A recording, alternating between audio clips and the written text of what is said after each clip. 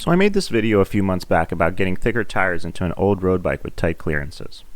The gist of it was that besides a few minor drawbacks, converting to a thicker 650B tire on a smaller wheel makes the bike more comfortable and more capable. I was taking a look at my analytics and found a tiny number of views had come from a website called SnobNYC.com. Seeing that brought back some memories, so it's story time. Back in 2009, Obama was just inaugurated president, and I was just starting to ride bikes around the city and learning how to work on them.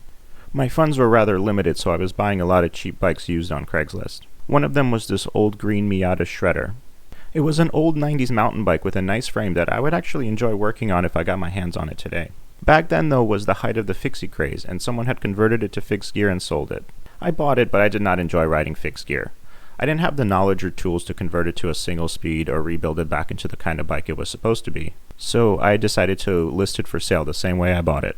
And here's how the bike looked. Yes, in addition to the fixed gear conversion, the previous owner also took unwrapped drop bars and flipped them. The bike was objectively a monstrosity, and it caught the eye of a fellow called Snob NYC.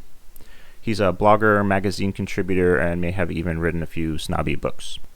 He's known for his snark and taking contrarian points of view while making fun of the trends urban cycling goes through over the years.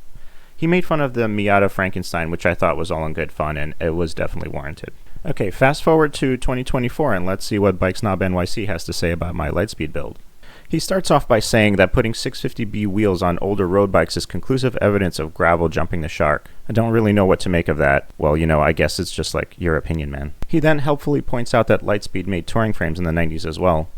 Thanks for the tip, Snob NYC. Let me just go back to the 90s and make sure that's the bike that's in my hands today. I've definitely done some online digging for one of the small number of titanium touring frames made by Lightspeed or Merlin, but they're in high demand, hard to find, and very expensive if you could ever find one in your size. The road versions are much more common and occasionally even a good deal, but that's not even the point of my video. At no point do I suggest if you want a touring bike, you should buy an old road bike with the obvious limitations, do a conversion, and introduce some new, different limitations. If you need a touring bike, just buy a touring bike. If you like your road bike with 23mm tires, then absolutely ride it the way it is. I'm also not saying anything can be anything. Like, you can't take a suspension fork, put it on a tricycle, and call it a downhill mountain bike. The point I'm actually trying to make is if you already have a road bike, which many people do as they were the best-selling bikes in the world for about 30 years, and you'd like to make it a little faster, a little more comfortable, and a little more capable, there's a pathway to do that.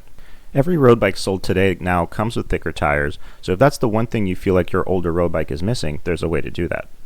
And so I gave it a try, and I can guarantee, because I tried to ride it both ways, that the thicker tire version is a lot more fun to ride. It's much more comfortable, and I don't feel every pebble on the road when I ride it.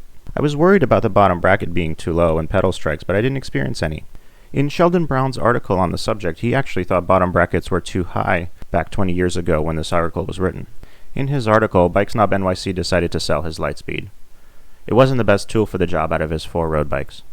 He said he'd rather sell it than defile it with a conversion.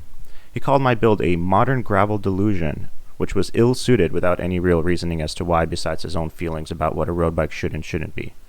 It seems I stole this bike's dignity by making it a little more appropriate for my style of riding and also for what it was intended for.